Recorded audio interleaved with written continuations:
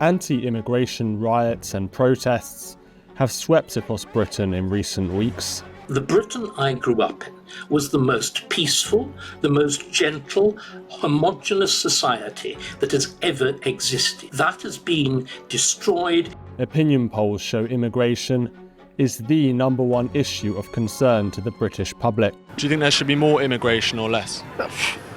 Less. You should stop it. And not putting all these people into hotels when we've got our own people struggling, living on the streets is absolutely disgraceful. I've been homeless for a lot of years now. How you get treated as a British citizen, you know, someone in need. I've been in there crying, and I'd openly admit, you know, that. And I have, pleading for help. You're not a priority. My name is Steven Edginton and I'm a GB News reporter. In this documentary for GB News, I want to find out how Britain became a nation of immigrants. Are you proud to be British? Yeah, I'm ever so proud because I lived like half of my life here, and my children, they got free education, the medical bills. Are you proud to be British? Used to be. And why so many are furious with what their country has become. I mean, there are communities in England that basically don't look like England anymore, and I think that's where the loss of the familiar for many people becomes so existential. I visited two places at the heart of the immigration debate: Great Yarmouth, a town which voted for a Reform Party MP, and Leicester, one of Britain's most diverse cities, which itself voted for an independent Muslim Member of Parliament. I began in Great Yarmouth, a place with 1,000 years of history. Just a few decades ago, it was a booming seaside hotspot. Now, it is one of the poorest in the country. I ventured to a local pub to speak with Great Yarmouth's new MP, Rupert Lowe. How has immigration changed Great Yarmouth? I think a lot of the seaside towns have found that whether you call them economic migrants, asylum seekers, whatever you call them, a lot of these people have been settled in holiday towns for several reasons. First, you've got accommodation which is often empty for half the year, and therefore it's readily available. And secondly, it's often property's quite cheap here. So I think, again, these people have been settled here, and it has damaged and changed the way in which people feel about their area. And I think people here are genuinely concerned. There are those who say that immigration has been good for Britain, diversity, the food is better, makes us a more interesting place. What do you think about that? Well, I'm not interested in that. I think at the end of the day, what we're seeing, and as you probably know, GDP per capita is actually lower than it was. If you target immigration carefully, you end up with GDP per capita going up because you're actually augmenting and improving what the structures that you've got. But no, as I said to you, I think we don't know who these people are who are coming in now. A lot of them come in illegally. I think we find it easier to just give them citizenship rather than challenging them and sending them back to where they should be going. As I said, a lot of them are young men. A lot of them have a different religion to the religion that we have here. We don't know what their objectives are because we're not screening them properly, and I think that's extremely dangerous. Now, I have nothing against them. That's you know, if they come here and we're weak enough to allow them to stay, that's in a way our problem, because we should have a government that manages our borders properly and looks after the interests of the British people above all else. There have been accusations against Reform that it is a racist party. Candidates have been accused of racism. What do you make of that? Well, that's rubbish, patently rubbish. And you know, I've always said that it is not racist to have a concern about untargeted, unplanned, mass legal and illegal immigration. It's not racist to have that view.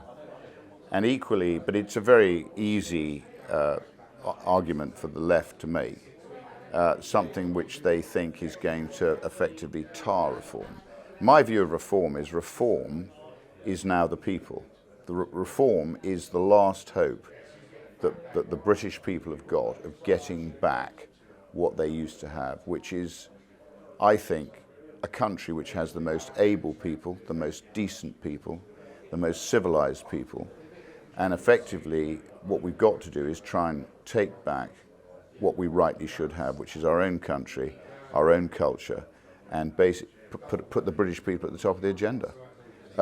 How can we effectively influence the world with our decency, our libertarianism, and our sort of respect for life if we weaken ourselves to the extent that we cease to have any political, economic, or indeed military influence anywhere, which is ultimately what will happen if we go on the course we're going at the moment. To gain local perspectives on immigration, I went to the High Street. Do you think immigration's been good for Great Yarmouth? No. I don't live here. We've got a caravan near here. But I tell you what, I hate coming here now. And they're holding their hand out. They want money all the time. They come and ask you for money. I haven't got money to give away. You can see I'm an old pensioner. Why would they ask an old pensioner for money? Eh? Do you give them money? Do you feel safe when you come here? No. No, because there's a lot of drug addicts and drunks as well. Do you feel you're living in the same country as you grew up in? Oh, good God, no. No. I come from Camden Town in London and that. And even that's a League of Nations now. How do you think immigration has changed Great Yarmouth? I think it's changed it a lot because a lot of people are not coming, locals are not coming to Yarmouth because of it, because there's just too many of them. Do you think it's made it worse? Yes, I do. How do you think immigration has changed Great Yarmouth? It's destroying it. It's you see, people don't want to come here on holiday no more. The shops are all shutting. Up here, we got vape shops, barber shops, hairdressing shops, East European shops. It's just destroying the town. This town needs money. Instead of giving money to Ukraine, you want to give it to us. We could do with that money. What do you think of reform winning here? It was just, it was obvious it was going to happen. The whole town, everyone in this town agrees with that something needs to be done. The town's dying. And they're just using it as a dumping ground. Do you think there should be more immigration or less? Less. They should stop it. How do you think immigration has changed Britain? I think it's devalued us. All these services. I think it's put a terrible strain on us. It's certainly not the same place it was even 20 years ago. We become second-class citizens in our own country, and I can have many sympathies with what goes on with people abroad, but what is genuine people... We've done it ourselves to go live in other places. Genuine immigration, that's fine, because people have some horrendous times, and they do. Genuine immigration, but not just coming and being able to stay without being legal. No, definitely not. No. Definitely not putting all these people into hotels when we've got our own people struggling, living on the streets. It's absolutely disgraceful. Since 2018, more than 130,000 illegal migrants have crossed the English Channel in small boats.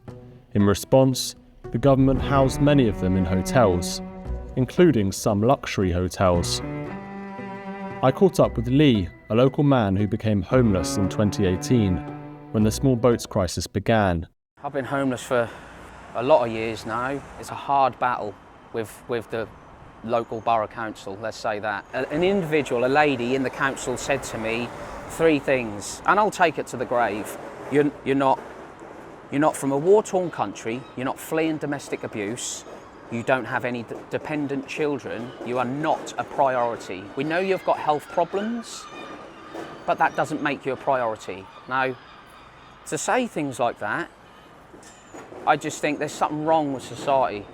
How you get treated as a British citizen, someone in need. I've been in there crying, and I'd openly admitted, that, and I have, pleading for help. You're not a priority. And now you've been homeless for many years, meanwhile migrants are getting put up in hotels. How does that make you feel? That's a good question. It makes me feel angry, let down by society, let down by your borough massively. Great Yarmouth has been forced to host its own migrants in hotels. and others have flocked to the town looking for work. I met with Tina, a local resident, to discuss her experience of migration. How has Great Yarmouth changed in recent years? It's quite frightening actually, because I know people who won't even go into town because they're too frightened, and it's the perception of what's going to happen. I was in town on Tuesday, yesterday, and there was, unfortunately at the moment, Yarmouth is looks like a Silverstone racetrack because there's barriers, and there was a gap that we wanted to get through, and these Eastern Europeans came towards us. I went one side, my sister went the other, and they stood on her toe and they just thought it was hilarious. There was no apologies or anything, and it's not being racist. It's the culture that we're living in at the moment. There are parts of Yarmouth you don't even want to go to, and you certainly wouldn't go in at night time when it's dark. If I was on my own, there is no way I would go into Yarmouth. So you don't think it's racist to say that migrants are causing crime? No, it's not. It's not racist. I have friends who are not English. I've never had a problem with people who aren't English. I like to go on my holidays. I go to their country, and I expect that to abide by their rules. By the same, if they should abide by our rules in this country. But it's not racist. It just means that we're protecting our own heritage and what we believe in. Next, I went to Leicester, a city which has been touted by many as a great success story for multiculturalism. However, 2 years ago, riots erupted in Leicester between Hindu Indians and Muslim Pakistanis over a cricket match between the two countries. Just 41% of people in Leicester identified as white in 2022, which is the lowest percentage of any UK city. Leicester, the city of Leicester, is highly significant. Leicester was always held up as the textbook case of best practice. Leicester was multiculturalism working. Leicester was community cohesion in action. In the early 2000s, everybody pointed to Leicester as a city that got it right. This is where immigration works. Now, compare and contrast with the recent general election, where you have, Labour politicians saying they were bullied, harassed and intimidated, essentially by radical Muslim activists, imposing a sectarianism on the area's politics, reshaping politics around religious ethnic lines, which is something we don't want to see in Britain, but we now are seeing in Britain with the election of independent Muslim candidates who are campaigning solely on the issue of Gaza and the Middle East. I don't think anybody today would look at Leicester, or indeed places like Birmingham, Rotherham, Rochdale, and say these places are working. These places are working socially, they're working culturally, they're working politically. And this is why we have two conversations in the country. We have what you might call the official narrative among the elite class, which is multiculturalism is a success story. They cannot possibly entertain the notion that this experiment is not working. And then you have the unofficial narrative, which is visible to pretty much everybody who lives outside of the M25, which is that we have communities that are highly segregated, which are being reshaped along sectarian lines, and which are going through a pace of cultural demographic change that is completely reshaping the cultural norms and the ways of life and the values of those local communities. There's a reason, for example, why support for Brexit was strongest in areas that had undergone the most rapid population churn in the preceding 10 years. I did the study on that. It was very clear.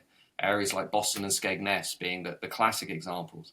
But now there are so many more communities who are basically going through this rapid change, but to be frank, don't really look like Britain and England anymore. I mean, there are communities in England that basically don't look like England anymore. And I think that's where the loss of the familiar for many people becomes so existential. I went to Leicester to speak with locals about how immigration has changed the town. What do you think it's like to live in Leicester? You got me with that one, really. It's not the best, is it? Why is that? Have a look round. What do you reckon? Hey, what's this?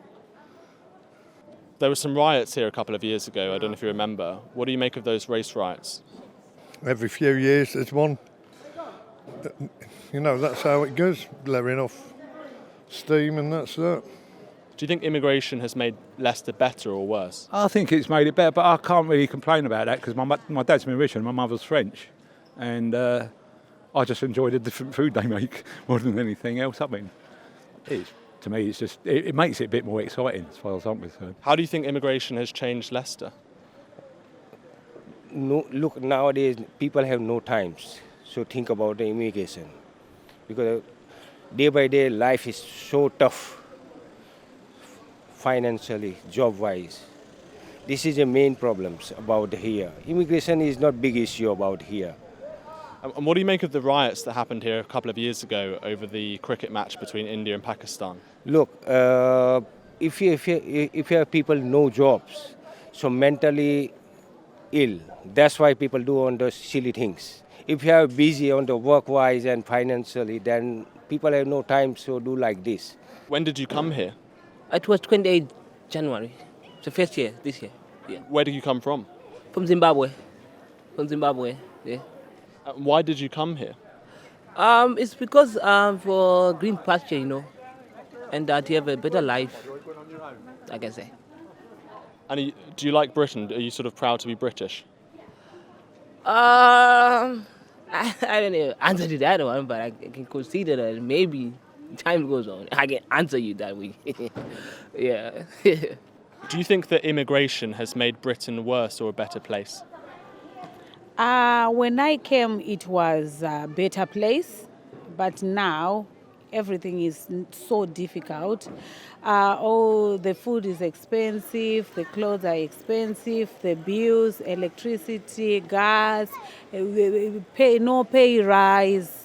Nothing. We are struggling. It's actually hand to mouth. I've got 5 children to feed, and I can't even feed myself, so it's just like hand to mouth. Are you proud to be British? Yeah, I'm ever so proud because I lived like half of my life here, and my children, they got free education, the medical bills, and we are free. To be very honest, this is like, I now call it my home because I had all my children here. What's it like to live in Leicester? I love it. It's brilliant here. I've lived here my entire life. Like, I've lived on Belgrave as well, the Golden Mile. It's an absolutely gorgeous place. Like, amazing culture. Like, so much good food as well. I love the food. It's a very diverse place. It is, yeah. It's absolutely brilliant here. Like, I love all the cultures, like, just all coming together.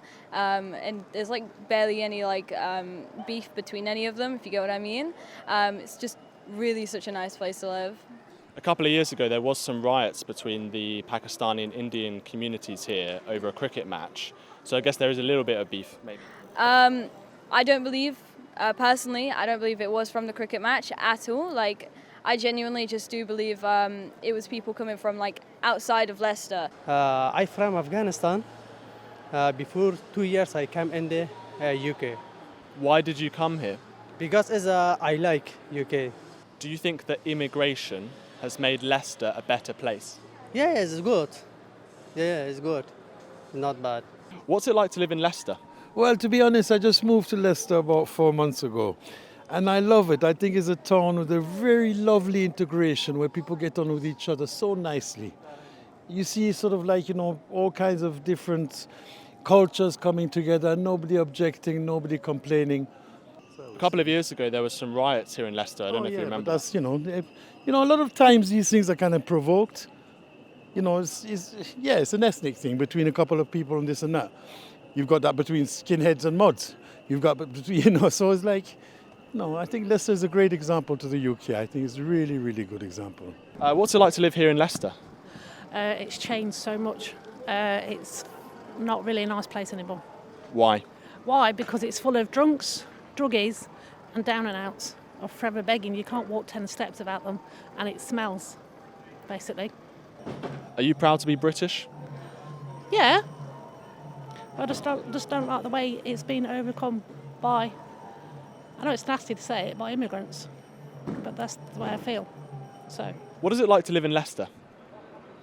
Well, it's a multicultural place, so everybody from all over the world centered around Leicester, and people go about their things. And do you think immigration has been good for Leicester? Well, if you look at it, immigration, Leicester has helped lots of displaced people.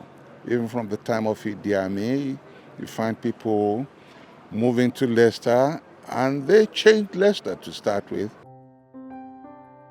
Migration has transformed Britain from an ethnically homogeneous nation to a diverse one. To discuss what Britain was like before its migration experiment, I sat down with the historian David Starkey. The Britain I grew up in was the most peaceful, the most gentle, homogeneous society that has ever existed. Why we did not need identity cards, why there are extraordinarily low levels of crime, such high levels of public trust. That has been destroyed. It has been deliberately destroyed by Tony Blair and New Labour with this absurd notion that they were going to force us to become multi-ethnic for our good. They were going to rub the noses of the whites in the dirt. And sorry, we've got to understand that. It is an act of such inconceivable national self-harm. But what is going to happen is increasingly nasty, sporadic ethnic violence. What is going to happen is increasing political distrust. Some view Britain's transformation into a multicultural society as a great strength. To find out more, I spoke with an academic. Immigrants disproportionately contribute to the UK economy. They disproportionately involved in innovation and entrepreneurship, and also in scientific and technical research, which obviously benefits not only immigrants, but also native-born British citizens. In addition, both the British government and private sector economists estimate that immigration is a major net fiscal asset for the British government. That is, that immigrants overwhelmingly pay more into the treasury than they take out.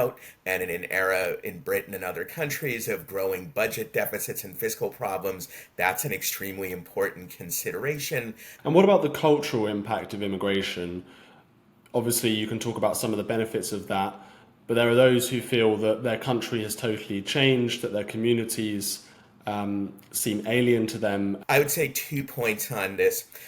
First of all, lots of data both from Europe and the US and elsewhere suggest immigrants can assimilate linguistically and culturally if they're given access to the education system and to labor markets, which is desirable anyways. Of course, if they're given good access to labor markets, they can work more productively. Secondly, cultural change happens in countries all the time, including through internal transformation. Look at the internal transformation of the status of gays and lesbians, both in the US and in Europe. Just in my lifetime, I'm 51 years old, and we should be wary of the notion that the government should somehow control the culture and promote some cultural traditions or values at the expense of others. If you don't trust the government to control the culture of native-born people, as in general you should not, then you should also not trust the government to try to control the culture of immigrants. Instead, we should let cultural issues play out in free markets and civil society. We should let people choose what kinds of communities and norms they prefer. And over time, I think empirical evidence shows that people choose more free, liberal, and economically progressive cultures. Immigration has fundamentally transformed Britain, and with the numbers of immigrants entering the country each year growing rapidly, it will continue to do so. But what is the solution to Britain's migration problem? Unless we hit pause, and I mean freeze all non-essential migration for a long period of time, I think we are going to have some very serious problems in our country, like Sweden, France, Germany, and Italy. Those problems we can already see. Well, we've begun to see them over the last 20 years, and they will become more acute. I'm happy to be a dissenting voice in sort of saying over and over again, this is going to be a very big mistake. We need to hit pause. We need to completely overturn multiculturalism. We need a much more assimilationist model of integration, which essentially says we're not going to tolerate people who don't tolerate our way of life anymore, and establish a boundary around that and a framework that delivers on that in a much more serious way. England, a nation with 1,000 years of history, is being fundamentally uprooted into a new multicultural society. The issue of migration will never go away, despite what some politicians desire, and perhaps will forever cause tensions. It will continue to dominate politics, whether through Nigel Farage's Reform Party or through issues like Gaza. Once white British-dominated cities will increasingly become ethnically diverse, and those new communities will change what it means to be British. The nation that Britain was for hundreds of years before its migration experiment began will never be the same again.